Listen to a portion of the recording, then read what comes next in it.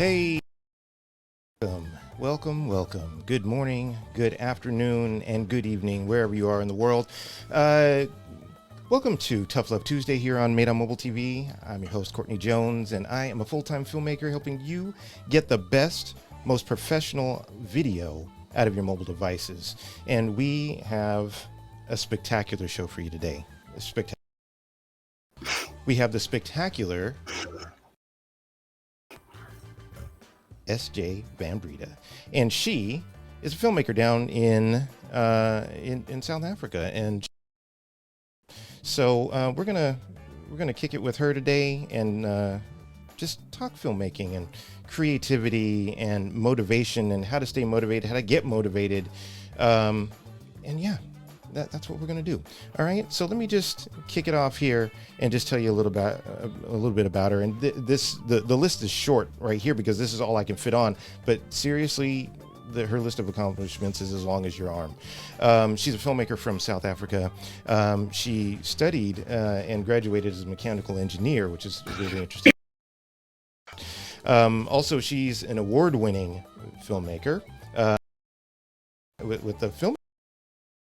Actually, which was actually really cool. That one. And then she happens to be a me creator with Xiaomi Studios. And so now I just want to us in and talk to S.J. Van Breda. How you doing? Hi. Thank you for that nice introduction. Yeah, no problem. So you've got a lot going on. You've been just grinding. Right? I've been trying to stay busy, even though I'm stuck at home, trying to stay. Yeah. I mean, God, this past year, crazy, it's, yep. I think it was one of those years where you found out a lot about yourself and you found out either you liked yourself or you didn't that you wanted and or didn't want. Right? So 100% agree. Yeah. I think it's really interesting that that this past year has been what it is. Yes, I just wanted to talk to you a little bit more about yourself, what you do. Sure. For the three people out there who don't know who you are, and what you do. Yeah, let's just talk. Let's just rap about, who you are. What do you do? What are you doing? What this whole year? Let's talk about all of it. Yeah. So where do I begin? Give me a place to start, and I will start. Yeah. Well, let's I start. I was born in 1991. Oh, born in 1990. There you go. No, too far back. Okay. Well, yeah, I don't know. I will start at the beginning. I made the mistake of studying engineering. I think you could say that. I still graduated. I still and actually worked as an engineer for 2 years afterwards. But I always was into film from very, very young. And I suppose I really should have studied film, but you get the advice and, film's unstable and you don't make money, and which is all true.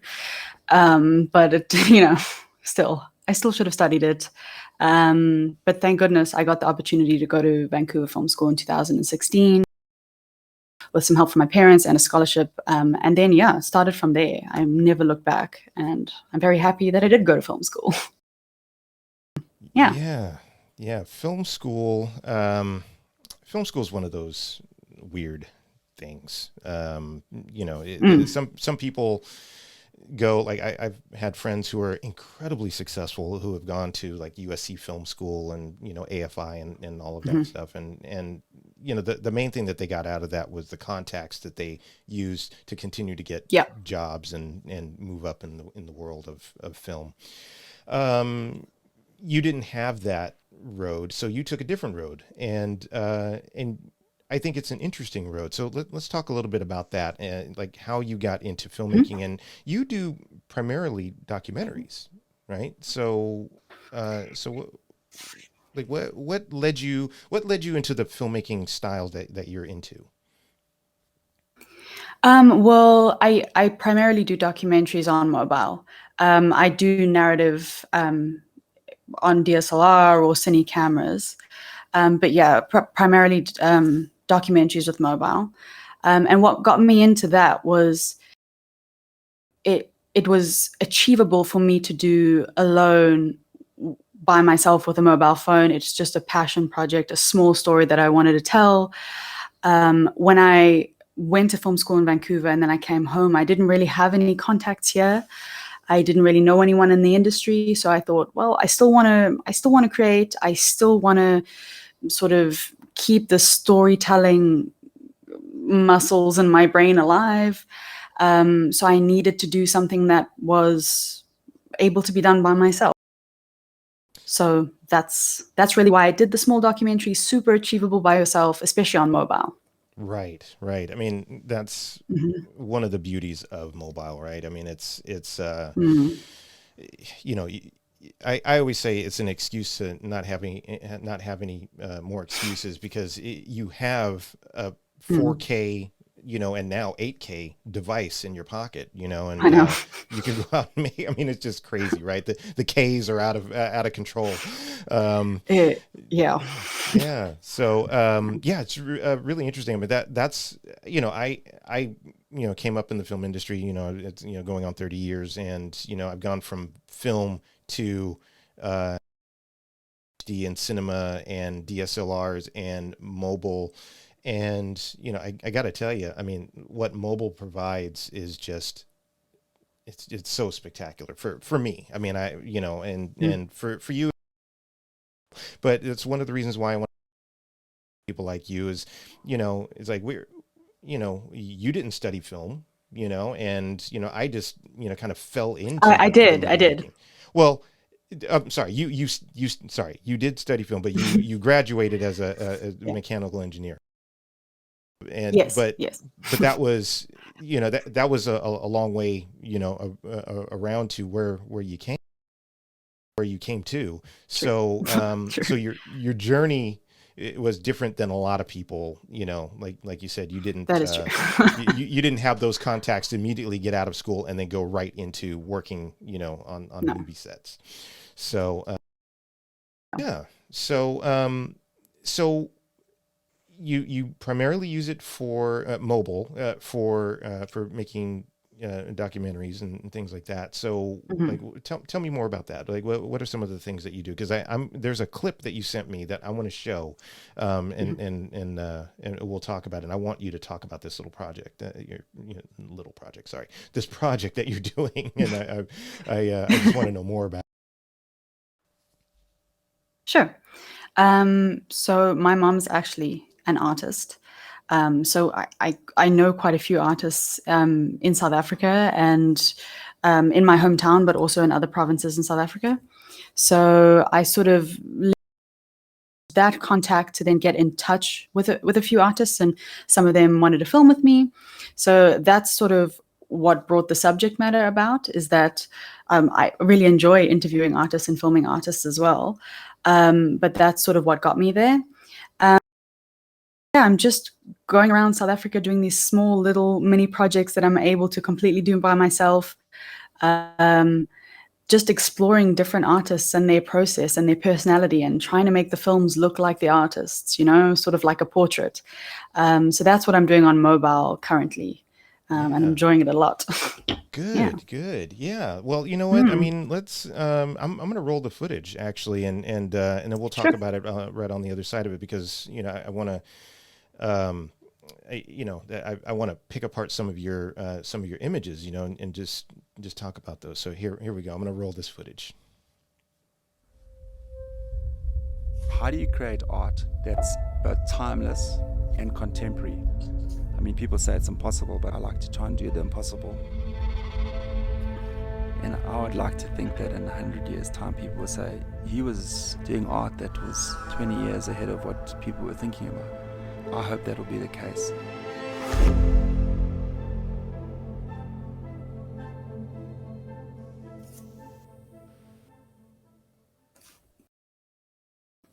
that.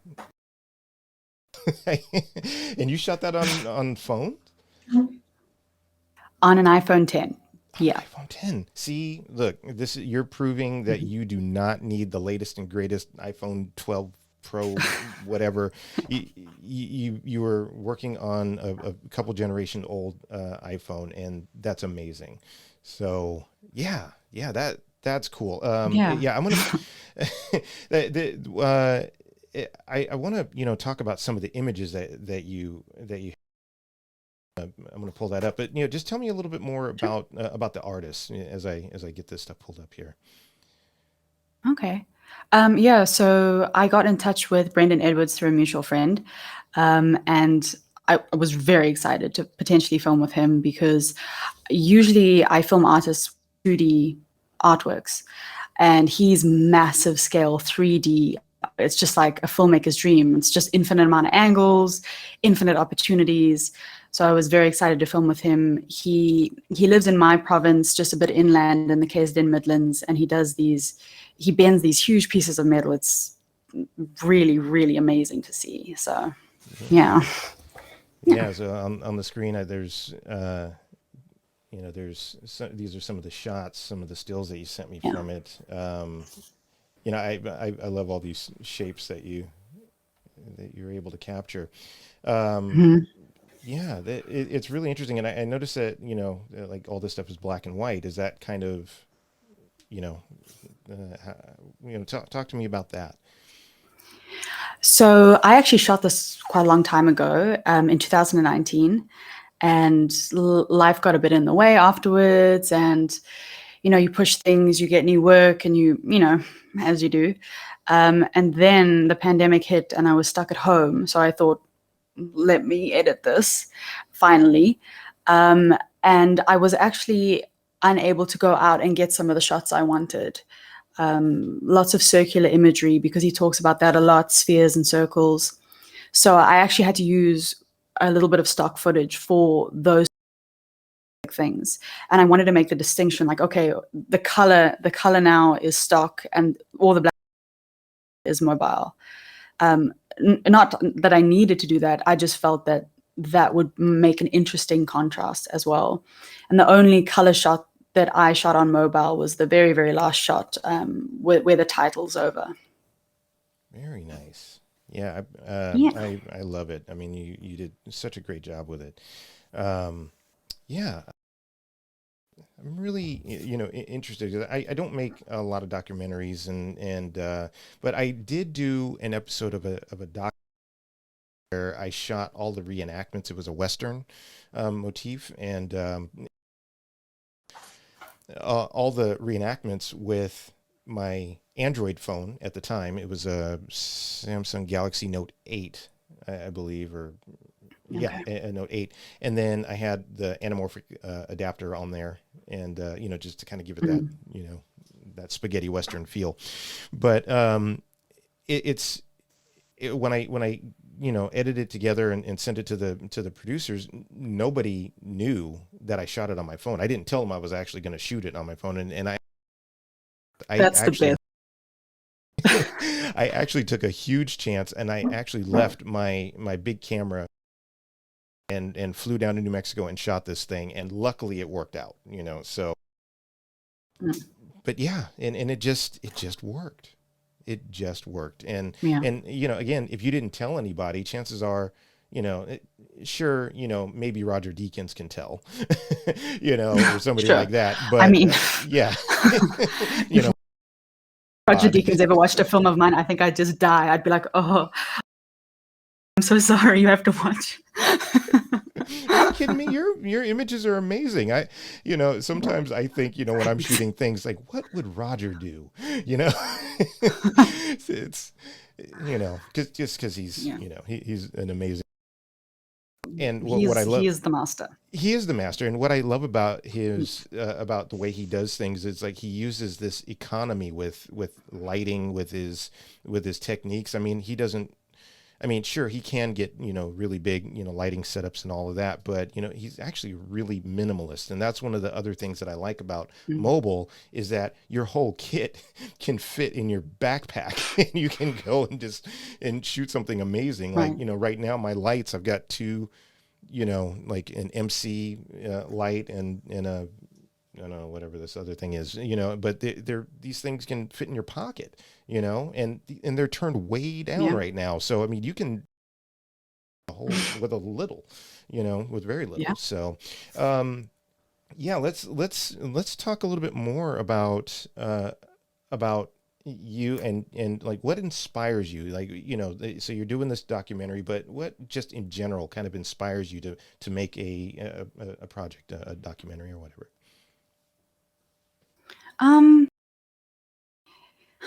It's very difficult to, pinpoint the moment of inspiration as well.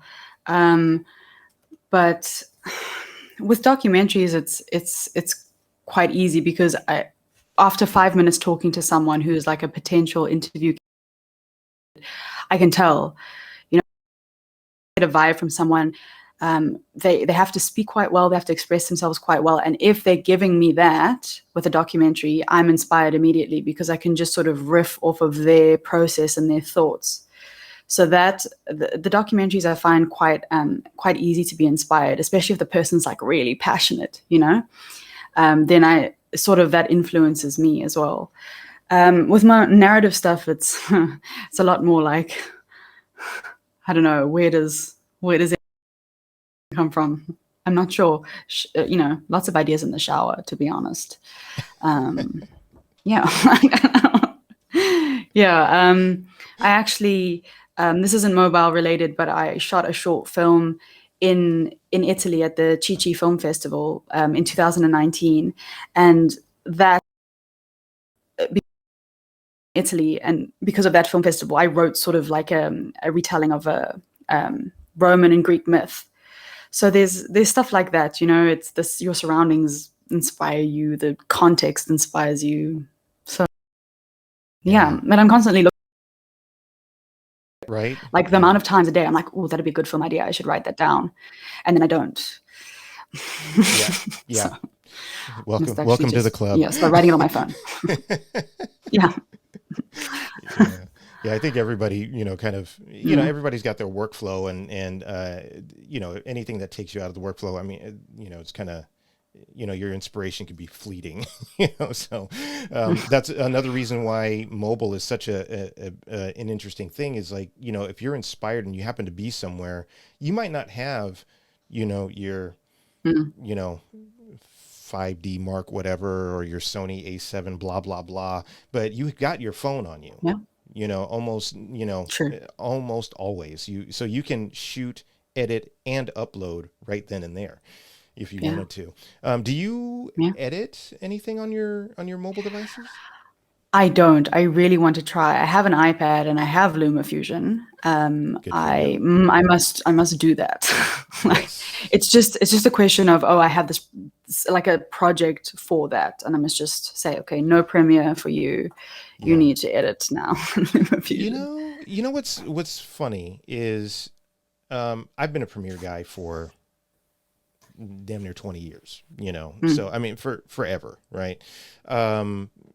And one of the things that I found when I moved over to LumaFusion was that the workflow was so tactile. Like I was touching the edit. It was almost like working with film back in, way back in the day. I was touching the edit. I was moving things around with my fingers and I got to be really fast with it. And I started using it more and more. And then pretty soon, like I couldn't tell you the last time I have opened. And Really? now I like 95% of my editing is now on my iPad. And it doesn't matter, what size of footage or anything like that. It's yeah. I love it. So I encourage you, give it a try. Yeah.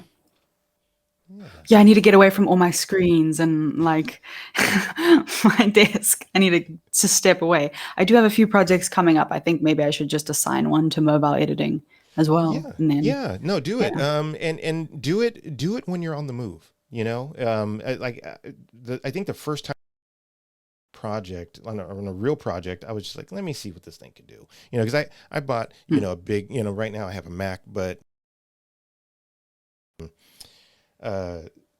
HP Studio Z360.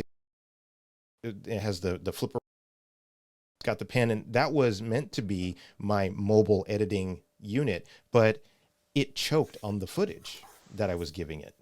You know, it would be 4K footage coming out of, DSLR or whatever. And it would just choke the footage into LumaFusion. I finally got, just, angry with the thing and just like tossed it. So I was like, let me just try it on my iPad, grabbed my iPad, loaded LumaFusion on it, and just literally walked around the backyard and edited this project in 4K, multiple streams of video actually, so it was 1080 4K, and all kinds of stuff. Walked around the backyard, and the export was so fast, and I did a render test between my Mac and my iPad. The iPad whooped my computer. No. Yeah, whooped it. It wasn't. I need to even try it close. now. Now I need to Yeah. try it. Yeah, and that wasn't with, because I have the 2020 iPad. That wasn't even that. This was with the generation iPad before, iPad Pro before. So Oh, wow. yeah, so I just chew through footage. It's again not even close. So, and it's so tactile. No, well, I definitely must try. Yeah, and it's a really Yeah, I'll let you know how it goes. Yeah, please do.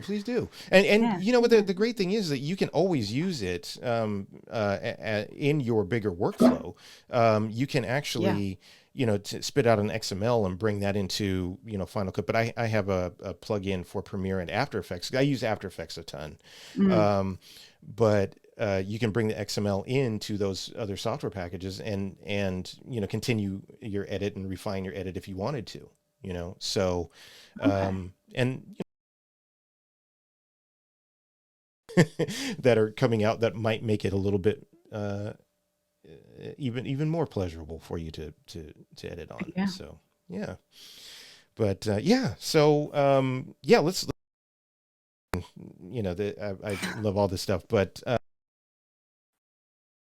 why are you a creator? Why are you a content creator? Yes, you're a filmmaker, but you're a content creator. Why? I think the simplest answer to that is because I can't not be. I don't know if you get this, but it's just like an itch, like you just want to be filming, and then you want to be editing, and then you want to be filming again, and you want to be I don't know if you get that. I don't know if you even know what I'm talking about. It kind of sounds like rubbish, but it's like you have all these ideas and you're just like, oh, I just need to get out there now, just right now. So yeah, I think I was a goner as soon as I made my first film and had that that experience of seeing other people watch what was in my head. And I don't think I've ever gotten that across before in my life. Like I've taken art, I've done art my whole life, and I've written my whole life as well, but I don't think I've ever gotten my point so clearly across with the visuals and the music and the story in a way that I was happy with until I made a film. And then once I experienced that, then I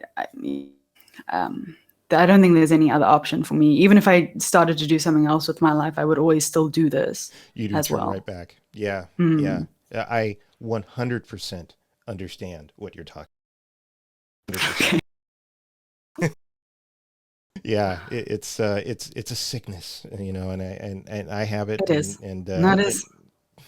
It is what it is. So, yeah, I'm glad to know I'm not the only one. Yeah. So, is there any gear? Because now this is this is where it gets really fun for a lot of people, is talking about the gear. I am a firm believer, even though I try to keep my devices updated. I'm a firm believer that you do not the absolute latest and greatest, and you've proved it. You are proving it with this with this particular project that you're doing. But you do have an interesting partnership with Xiaomi, right? Tell I me a do. little bit about Yes. that. Tell me more about that. Well, it's actually all thanks to the Filmic Fest, because I submitted a short to that Jane Digby, a short documentary that ended up winning the category, and they saw Xiaomi, that film, something to do with Filmic Fest, in the promotion of it. They approached me on sort of Instagram. I just got this message, and like when you get messages on Instagram that seem to sort of offer an opportunity, you're like, is this real? But it turned out to be real. Right. Miraculously. And now I'm a me creator. So I'm just running around with their phones, shooting whatever I want to. They're actually really good at giving you just your complete creative freedom. So yeah, I'm loving it. Actually, hopefully leaving to shoot for them on Saturday. I'm supposed to be traveling abroad, so I hope COVID doesn't get in the way of that. But Good luck. yeah, Yeah. they're open right now, but I don't know if they'll be open on Saturday. So who knows? It's crazy. Yeah. Crazy world. Yeah. I too. But their phones are amazing as well. So yeah, Sorry. so that's no, that's great. So there's some technical there's some delay and all that kind of stuff, but that's okay. I mean, I think people are used to delays, working on Zoom and all that kind of stuff these days. So they'll forgive us. But yeah, so let's talk about the act. Let's talk about your gear. Let's just get it out there. Let's get it all out on the table. Let's talk, because it's well, I can start with the phone if you want. Yeah, I'm just gonna go ahead and make you full screen. So you show and tell. So this, I actually just got this. I just got this. This is the phone I'm using currently. It's the Xiaomi Mi 11. This is the one with the 8K. I've tried. It comes out amazing, the footage. But my MacBook Pro kind of struggles. But the phone's fine. But the MacBook's like, oh no, But yeah, it's an incredible phone, and it has a 108 megapixel camera on it as well. Wow. I've done a few camera tests on this. The night mode is great. I know they have an AI supported night mode. And it all looks great. Thank goodness, because I will be shooting at night over the weekend. So that's great. I have the newer sort of generation phone when they come out. I have got a whole bunch of Xiaomi phones now. Let me. I think that's the right way. Is that the right way? Cool. Yeah. Yes. Yeah. So I have quite a few of those, and it actually really comes in useful using Filmic Pro and using Filmic Remote as well, so that I can have just a little monitor and able to control wherever the camera is. I try and use Filmic Pro, mostly Filmic Pro. I just love the control that it gives, and I'm sure you use Filmic Pro as well, right? Oh, of course. It's the lifeblood. Yeah. Right. I've got the t-shirt. Right. You got the, yeah. I've got. Yeah. No. Filmic Pro.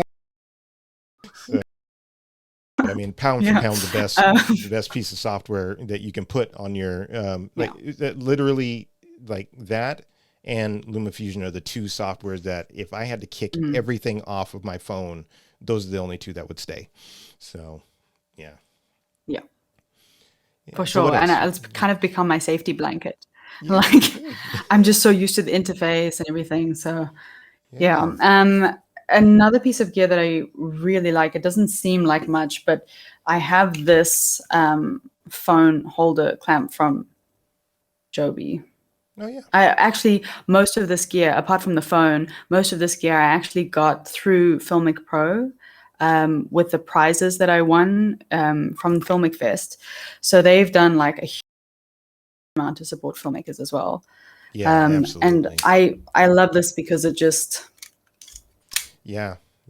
because of that. And it's so easy to go to vertical. Yeah, right. So Like- do you do a lot of vertical? Do you do a lot of vertical shooting? I only do vertical when I'm shooting for Nespresso Talents every year. Because one day they're going to notice me. One day I'm going to get in the top 3 of that competition. I'm just going to like submit every year. And eventually they're just going to be like, okay, can we please just give this to her? So she just stops submitting. Yeah. So I film vertical then because that's their gimmick, right? Right. But otherwise my insides cry when I film vertical. So I try just do it once a year. Yeah. Yeah, I know. Yeah. Filmmaker. And then I actually, sorry. I think once a year is good. Like for now, maybe in the future, maybe more. Maybe you'll kick. Yeah. If another film festival comes out with vertical, I'll be like, oh, I got to do this one too. Yeah. Yeah, and the next piece of gear, I actually got this very recently as well, also from Filmic, and it's it's actually the first gimbal that I've owned.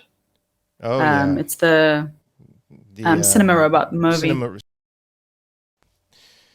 Yeah, I love that. I've one of those as well. I think it is the ergonomics of it. I love the ergonomics of that thing. It's this movement, rather than like this. It's just there's something about it. Yeah. So many cool pieces of gear out there, to use to get the job done. And that's really what it is. I mean, these are all tools, we talk a lot about, megapixels and sensors and, all these things, but, really any camera out there right now, whether it's, a RED or an RE or anything, it's all a computer with a lens attached to it. Right. So, which it's just a tool. It's just a storytelling tool. And so you use the best tool for the job. And a lot of times I believe that mobile is the best tool because, especially for documentaries, I think it's great because you can stick a phone in somebody's face and they won't get all nervous and all of that. But as soon as you pull out, this giant camera with the giant lens and the big light stuff, people are just like, what are we doing? Yeah, they freak out. Yeah, there's a little bit of a freak out. Yeah, I completely agree. Trying to get people to act naturally, especially people who are not used to being in front of a camera. Right. That's your much part of your job to get a film that represents them. That's why with these small documentaries, I think someone called them like poetic documentaries. That's the genre that I like to do. I also never do an on-camera interview. It's only audio. Yeah, never. I find that like if I want to do these poetic documentaries and try and make it feel like the artist and as a film, that obliged to cut back to a talking head sort of interrupts that a little bit, and hopefully the talking head is like the least interesting frame in the film, hopefully, as I'm doing something wrong. But yeah, I find that there's sort of a double advantage in that I don't have that to fall back on. I need to make like abstract connections and try and find something deeper with the images. And also it serves to not freak out the artist. Because just talking like this with a microphone, people sort of lose the thing that they are talking to a filmmaker who will end up making a film. They just end up like talking to a friend. So yeah, I find it helps quite a lot. Yeah, that's really interesting. Yeah, I love that. It's when you're doing narratives, it's actually very much the same to me. Some actors, depending on their level of experience, some actors find a big camera intimidating, because a lot of like an expensive camera means that there was a lot of money that went into this, and not that you shouldn't take it seriously, no matter. When you have this, a thing that's the size of a phone, you just don't, I think, act a little bit more freely. That's what I've found. But yeah. Yeah. So we've covered gear. Is there any other gear? That you use Premiere to edit with, but do you have a little lighting package or anything like that you use? I do. I don't have it with me right now, but I got a little Relio cube, an LED cube, and it came in the mail, and I was like, how am I going to light anything with this? Like, it's the smallest little, it's literally this big, and this thing is so, it's insane. I have to pull it so far back from the subject. It's ridiculous. I use that guy, and it comes with all different lenses to do a spot or like a diffused light. It's actually really great. And then I have this ring light that's lighting me right now. But yeah, that's it. I really try and use available light, natural light mostly. A lot of like bounce or diffusion really helps. Yeah, that's awesome. Yeah. Yeah. Okay. So yeah, I actually. Sorry. Yeah, no. Go ahead. No, there's just one other piece of gear because I didn't know I needed this before it arrived. And this is the mobile power, the Jackery mobile power. I also have these. I have two of them, and I don't know if I've lived without them. Yeah, no, if you're going to other piece of equipment other than your phone, power power is a big deal, because there's nothing worse than getting out there and then you look at your battery and you're just like, oh man. Yeah. So yeah, no, but power. Yeah, absolutely. Yeah. So yeah, we've covered a lot. I want to kind of talk about any words of encouragement that you would have for people in terms of getting out there and just getting it done. Getting it done in 2021, but just getting it done whenever. But yeah, what are your words of encouragement?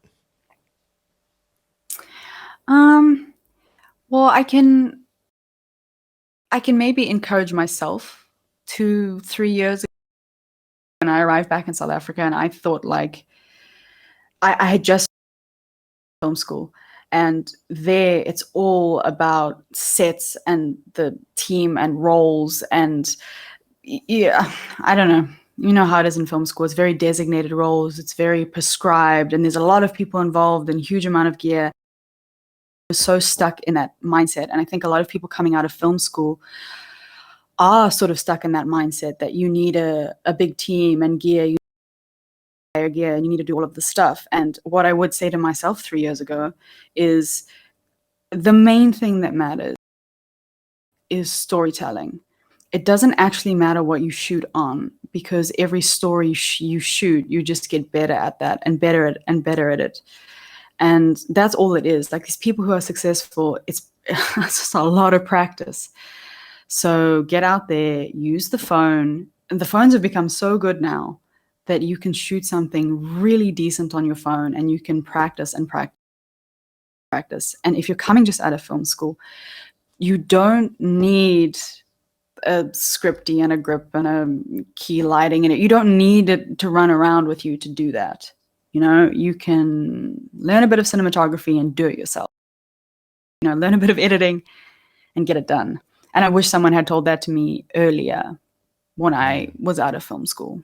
Yeah. Because that like, I know a lot of people who went into a spiral of depression after film school. Apparently it's quite common. because you don't have access to all of that anymore, and it sort of becomes your family and your your comfort blanket. So yeah, I would just say you don't need that. I 100% agree and echo what you're saying. Yeah, just get out there and do it. You don't let not having the most expensive camera ever, 8K, now 12K cameras, like cinema cameras out there. Don't let that be your excuse to not get your projects done. I got a couple of things to, so one is from Andrew McAvoy. And he says, I gather you know Andrew? He was my screenwriting instructor at film school. That is Hi, Andrew. amazing. Hi, Andrew. Thank you for watching. Yeah. So Andrew says that I love the artistry of your docs and experimental shorts that mobile tech has helped generate. But I'm curious if you have any plans to use the same freedom for any long form narratives. Also, hi. Hi. I would love to use it for longer form narratives.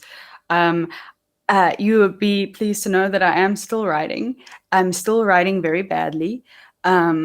So yeah, I need help. Please send help. But yeah, that is where I'm hopefully headed. You just got to keep creating until you get to that point. So that's great. I'm hoping to shoot a narrative for Nespresso Talents this year.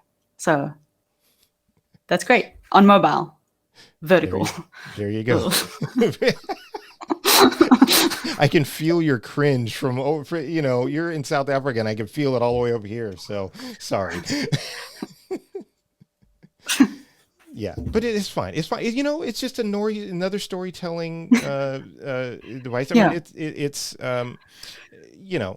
we go on a little bit horizontal as opposed to vertical, but it is another tool. It's another way of expressing yourself. When you are painting something, does the canvas need to be vertical or horizontal? It doesn't matter. I mean, it matters to the artist. That is true. So I'm not really doing a whole lot of it, but but there are some people that are doing some amazing stuff out there with it, and I think it's really interesting. So Myalism. Oh, she pulled her Myalism. If you're still there, put your question back up. She was saying that that this sounds very freeing. I didn't catch the whole message, but Myalism, if you're still out there, talk to us, please. But yeah, so we've covered a whole lot with this, and what do you have other than your project this weekend? What do you have coming up in the near future?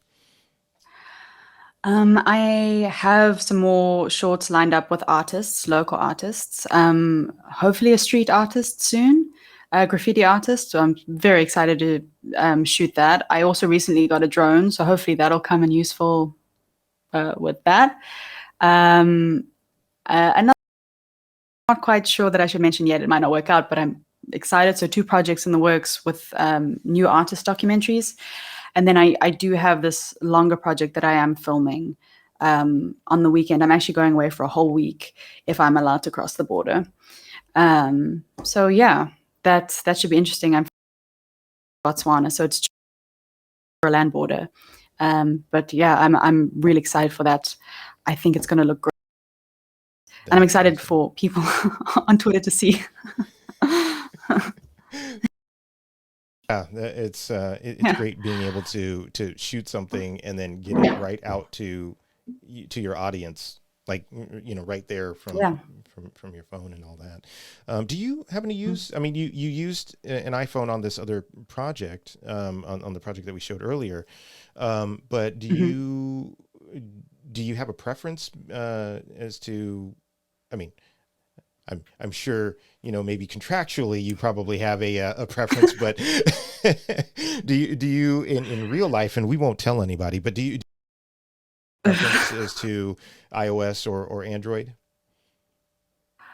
I wouldn't say initially a preference, but everything I have is iOS, so they all sort of talk to each other. But honestly, camera-wise, I'm with the Android with Xiaomi right now. I haven't come across. I haven't used a camera that does what this does. Very much with the camera side of it, but yeah, I have Apple products. Otherwise, I don't know if I should say that. But that's only because everything talks to everything else. But no, truly, the Xiaomi is very good. Yeah. No, there are so many great phones out there. I think that's one of the things that we should mention is that it doesn't matter whether you're using an iPhone or an Android. Just use something.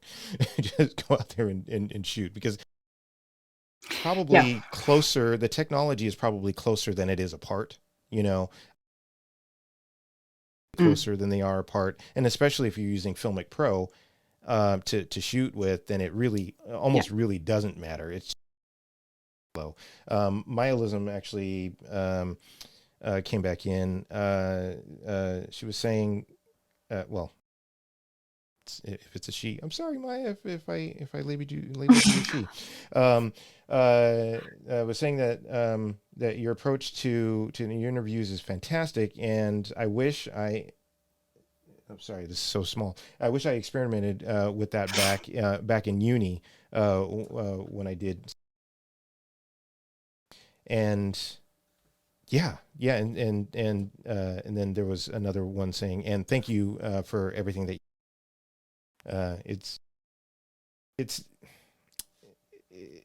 They go on to say they go on to say not only resonating, but it's also very helpful. So and that's Myalism, that is why we're here, this is we're here to help. We're here to help and inspire, because if you're on the fence about anything, get off that fence and go shoot. You got your tools in your pocket. So, go off and do it. You're probably watching it on your phone right now. So video's over, you can go off and go shoot something. We're just going to, wrap this up a little bit. We've already talked about, your words of wisdom that you would, that you imparted to people, and hopefully that also resonated with folks. It certainly resonated with me because, I'm ever since we did the Mobile Creator Summit, which was, seems like so long ago, last year. Yeah. It's crazy. Yeah. This is really weird. Yeah, that was like in lockdown, your time just goes. Yeah. It was like 5 years in 1 year. It feels like what we lived.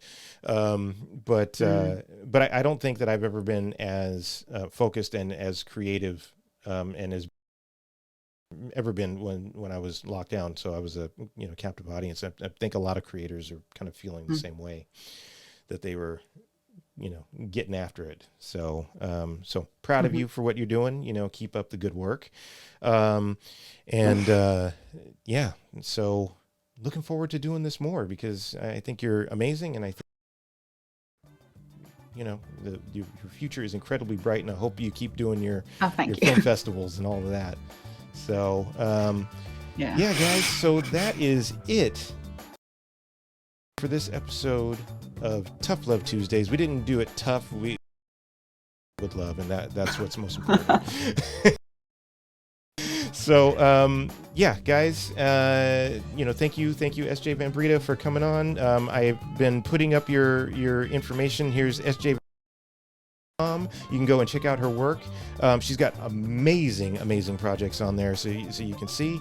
You can get a hold of her at some of the usual suspects. Right now, that's me, and that's her. So, so you can talk to her on Twitter, and I'm sure Instagram and all of that. But look, thanks guys. Thanks for showing up, and I love your faces. So please stay positive. And my parting words, as always, is that here we go. You don't need permission to create your vision, right? You don't need permission to create your vision. So go out there and get it, and go out there and shoot something. Just go out and create. All right, guys. That is it for now. And I will see you on the next one. Thank you, SJ. Thank you. It was fun. Yeah, that was good. Yeah.